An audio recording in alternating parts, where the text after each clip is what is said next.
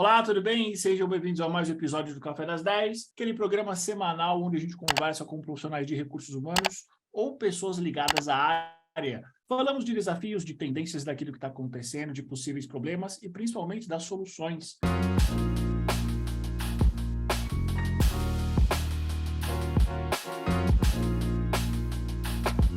Hoje eu vou conversar com uma pessoa muito legal, muito bacana, sobre um tema que é um tema que está acontecendo, não é que é o tema do futuro, é o tema do presente. Quem está falando com vocês é Eduardo Saig. Vou me autodescrever para você que está apenas me ouvindo. Estou sentado numa cadeira, atrás de mim tem uma estante de livros, estou usando um grande fone de ouvido, sou um homem branco, cabelo curto ali, estou usando uma máquina 3 ou 4, um óculos grande, fiz a barba. E basicamente você só vai enxergar isso porque com todo esse aparato fica difícil de você ver o meu rosto. Hoje eu vou conversar com a Vanessa Scabora. Vanessa, tudo bem com você? Para quem está só ouvindo a gente, se autodescreva e diga quem é a Vanessa no mercado de trabalho. Olá, Edu, como vai? Muito prazer estar com você e aqui com o pessoal. Eu sou uma mulher branca, tenho 40 anos, sou mãe dos gêmeos Teodoro e João Pedro, meus bebês têm 1 ano e meio. Minha pele é branca, como eu já disse, meu cabelo e meus olhos são castanhos, meu cabelo é um pouquinho abaixo aí da altura do meu ombro, e eu estou usando hoje uma blusa listrada com listras pretas. Ela é bege com listras pretas. Estou num ambiente aqui um pouco mais tranquilo, para a gente poder ter essa conversa, e novamente gostaria de agradecer a oportunidade de estar aqui com você e com o pessoal que vai acompanhar aqui o nosso café. Bom, eu sou uma profissional do mercado, eu tenho 22 anos de experiência, eu sempre atuei em áreas de comunicação corporativa e o que a gente chama hoje, né, de ESG, a sustentabilidade. Eu tive 3 grandes experiências ao longo da minha trajetória, passei por multinacionais e empresas nacionais de grande porte, isso é um pouquinho do que eu fiz até hoje, e eu sou formada em comunicação, mas sustentabilidade é a minha paixão, é o que pulsa o coração. Muito bom, Vanessa. E para você que ficou curioso ou curiosa para saber qual é o tema que nós vamos falar hoje nós vamos falar em como o RH pode contribuir para o ESG. Vanessa, para quem não tem a menor ideia, nunca ouviu falar o que é ESG e por que ele está sendo tão falado, está sendo considerado pela grande maioria das empresas como uma estratégia de competitividade, de diferenciação nesse grande mercado corporativo. Exato, Edu. Ainda bem que você trouxe dessa forma, porque ele é um diferencial estratégico, né? O ESG, ele é uma nomenclatura super jovem, super nova. Ela foi adotada aí pela primeira vez há cerca de uns 3 anos. Vou contar para vocês de uma forma muito breve onde que surgiu. Anualmente, um grupo de investidores, os maiores investidores do mundo, eles publicam uma carta com expectativas do que eles imaginam, né, desses investimentos que serão feitos ao longo daquele ano. O nome desse fundo de investimentos é a BlackRock e o nome desse senhor é o senhor Larry Fink. E aí ele falou lá um pouquinho antes da pandemia que as empresas precisariam não somente gerar resultados para os seus acionistas, mas que elas também pudessem gerar resultados para todos os stakeholders com os quais a empresa se relaciona, né? Então, passa a ser aquele olhar de não somente colocar investimentos no que vai trazer resultado financeiro, mas de que forma eu compartilho isso com todo mundo que está participando dessa situação. Pois bem, logo na sequência veio a pandemia, e aí nós vimos, né, nós vivenciamos de perto o quanto foi necessário essa atuação, e o ESG é justamente quando você pensa quais são os impactos que a minha operação, que o meu negócio tem em relação ao meio ambiente, o E de environmental, a questão do S, do social, e o G de governança. Então, é a soma dessas práticas que as empresas adotam no sentido de ter um compromisso, uma responsabilidade na atuação em cada uma dessas frentes. Em linhas bem gerais, é um pouco do que está sendo falado. E como você disse, por que é tão atual? Porque a gente está falando de algo, né, que saiu aqui em 2020, né, e nós estamos vivenciando o quanto isso pode trazer de resultados para a gente agora, como consequência dessa atuação responsável. Exatamente. E eu me lembro que uma das nossas conversas, Vanessa, você me trouxe vários exemplos sobre ações ligadas a ESG. E aí você falou de ESG interno e externo. confesso para você que foi a primeira vez que eu ouvi isso, de uma maneira tão clara. Você pode falar para a gente o que é um ESG interno e um ESG externo e trazer alguns exemplos? Sim, claro que sim, Edu. Como nós estamos aqui num fórum focado em profissionais predominantemente de recursos humanos, eu acho que é legal fazer esse recorte no S. E sempre que eu falo do aspecto social, eu gosto muito de separar, é uma forma didática de entender qual a contribuição que a empresa tem no aspecto interno e como ela pode contribuir de forma externa, né? Então, por exemplo, o S social, a gente está falando de gente. Qual é o principal respaldo que uma companhia pode dar para o seu colaborador? É desenvolvê-lo, né? Capacitá-lo, é permitir que ele tenha uma questão ali não exposta à segurança, não exposta a riscos, é promover uma capacitação. Então, pensando com esse olhar de que o seu colaborador é o seu principal patrimônio, no sentido de cuidado, né, de valor, é quando eu costumo chamar para dentro. E para fora, esse social externo, é todo o compromisso que a empresa adota, ou a organização adota, por sua vez, para seus públicos externos. E aí, então, você envolve toda a parte de fornecedores, de comunidades, seus clientes, os projetos sociais que você realiza em parceria com outros parceiros, né, e outros atores. Então, eu acho que muito do que a gente já vem falando, talvez a nomenclatura seja nova, né? Mas é uma questão de organização, é colocar nas caixinhas corretas. Eu imagino que parte dos nossos colegas que atuam em RH, muitos deles já estão, por exemplo, implementando hoje políticas afirmativas em relação ao tema de diversidade, equidade e inclusão. Isso é, em si, né, traduzindo uma das ações que a gente pode adotar em termos de social, né? Então, quando você fala, por exemplo, eu tenho também uma política de saúde e segurança e que prevê esse bem-estar integral do colaborador, isso também é um aspecto que está sendo ali previsto. Agora, o que eu gosto muito de falar, Edu, é que, assim, a gente precisa pensar que é preciso fazer sempre mais, né? Porque o básico, ele já está sendo feito. É óbvio que existe um aspecto que a gente tem que tomar muita atenção, infelizmente, a gente, né, recentemente acabou passando aí por uma situação bem desagradável de violação de direitos humanos, né? Que não deveria ser a prática, mas o que a gente fala do que tem que ser feito. Se isso já foi feito legal, qual é a contribuição que eu posso dar para além disso, né? E aí sim, a gente pode pensar numa série de iniciativas, pensar em educação de qualidade. Quando você fala, por exemplo, de educação de qualidade, esse é um ODS. E de que forma eu estou trazendo isso para dentro da minha organização? Então, quando eu trago uma capacitação, ali um plano de treinamento formal para esses colaboradores, isso está previsto numa política, eu estou contribuindo para todas essas questões que envolvem esse pacotão da sustentabilidade, né? E dentro da nomenclatura que a gente está usando aqui, dentro do ESG. Entendi. E, Vanessa, qual é a ligação que você que já trabalhou com recursos humanos e agora trabalha com ESG há muito tempo, qual a ligação entre as duas áreas? Total, Edu. Eu não consigo fazer ESG se eu não tiver o envolvimento do RH.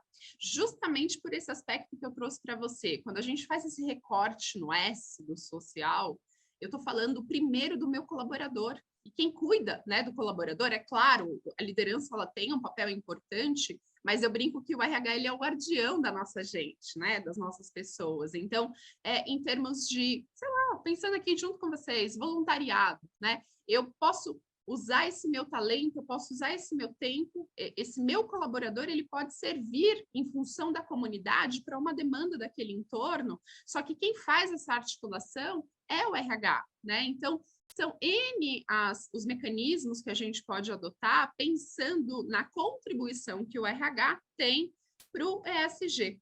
Outra coisa que é muito comum, quando a gente pensa no G, por exemplo, a questão dos códigos de ética, né? Os mecanismos para desvio de conduta. O RH também atua muito forte nesse sentido, né? Então, é uma área que eu vejo de forma muito transversal. Outra coisa também que o RH tem uma contribuição extremamente significativa é quando a gente fala em relação ao aculturamento desse colaborador para o tema da sustentabilidade. Então, o RH falando de clima, né, falando de cultura, falando de comunicação interna, por muitas vezes ele é o guardião desse tema e é quem faz essa comunicação para o colaborador, né, fazendo com que isso se torne algo forte ali dentro da cultura daquela empresa, porque não adianta você colocar top-down, né, saiu ali no comunicado, não é, né, dentro da empresa, você tem um café da manhã com a liderança, por exemplo, para discutir a respeito desse aspecto, é um tema que ele está ali, né, no planejamento estratégico. O RH é uma área totalmente habilitada para poder fazer, né, essa apresentação. Então, eu falo com propriedade porque eu vim de RH, né, eu atuei muito tempo em RH,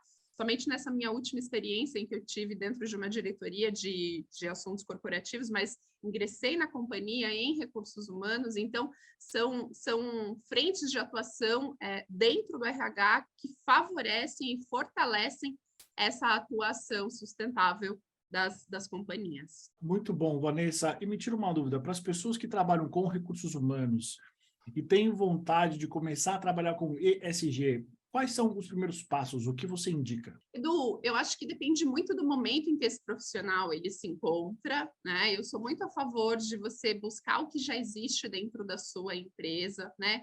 Busque as pessoas, busque os colegas, entenda o trabalho das áreas. Eu, com muita frequência, eu recebia solicitação de pessoas de outras áreas para entender o que eu fazia, né? Como gestora de ESG, como gerente de ESG. E eu acho que eu sempre valorizava muito isso, porque a pessoa está manifestando interesse em contribuir. E aí todo mundo sempre tem uma história, né?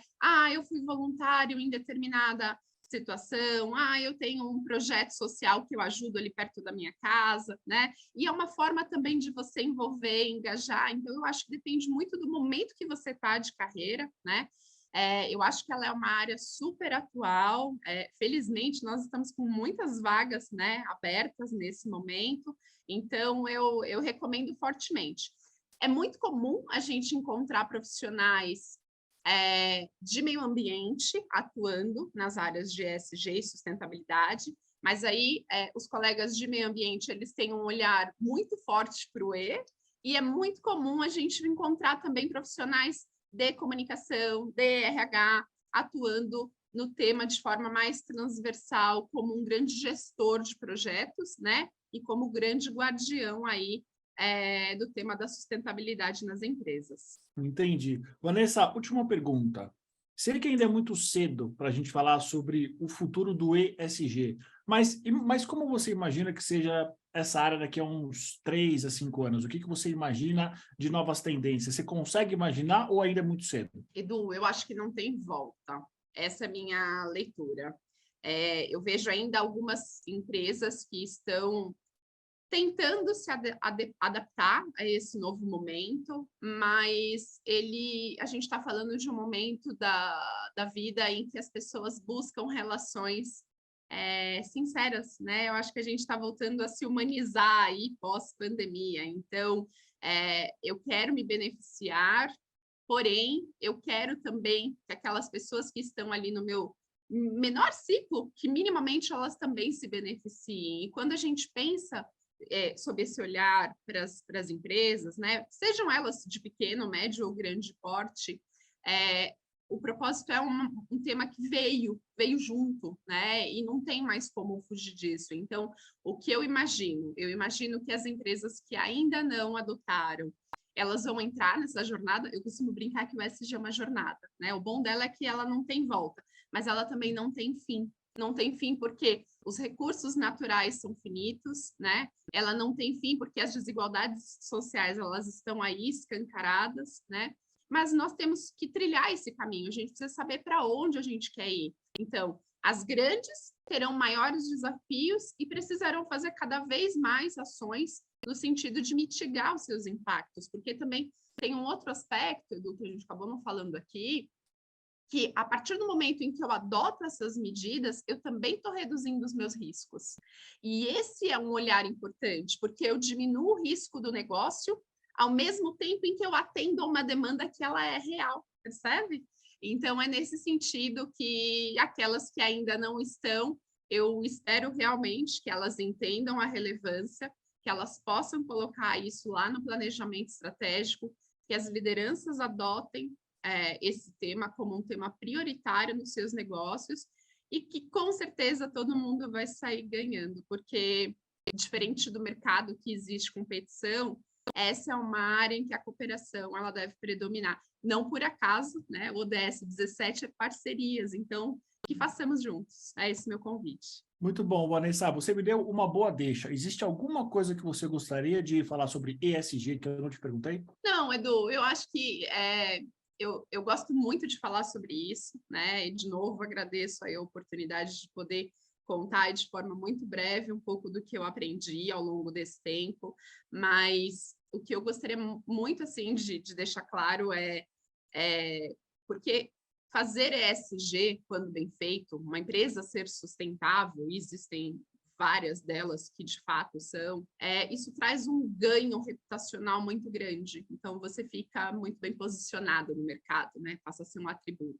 Mas é muito feio aquelas que usam, né, com ações frágeis, softs. E aí a gente sabe quando não é de verdade, porque ainda mais hoje em dia, com tanto de acesso à informação, é fácil de saber se é verdade ou se é mentira. Então, que elas tenham transparência, né, para publicar suas informações, sejam informações verdadeiras, e dessa forma o consumidor, o cliente, o fornecedor, ele vai ter condições de avaliar se aquelas informações realmente são fidedignas. É um pouco nesse sentido que eu vejo o caminho. E não tem problema, né? Estou começando, como eu falei, é uma jornada. Estou dando os primeiros passos. Que ótimo, né? Assuma e vamos diante disso, a gente só vai. Grande parte das empresas, né, Vanessa, estão apenas começando ainda, então tem muita coisa para elas aprenderem, se adaptarem, entenderem de fato qual é o conceito, né?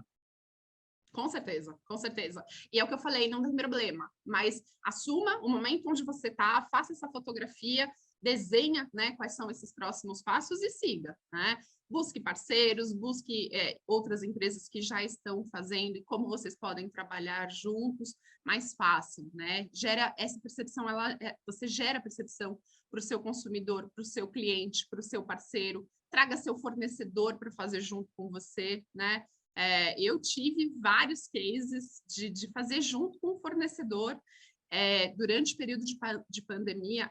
Várias ações ocorreram, inclusive com empresas concorrentes do mercado, né? Porque era um momento que exigia esse esforço maior. Enfim, então, existem aí vários exemplos de que é possível, né?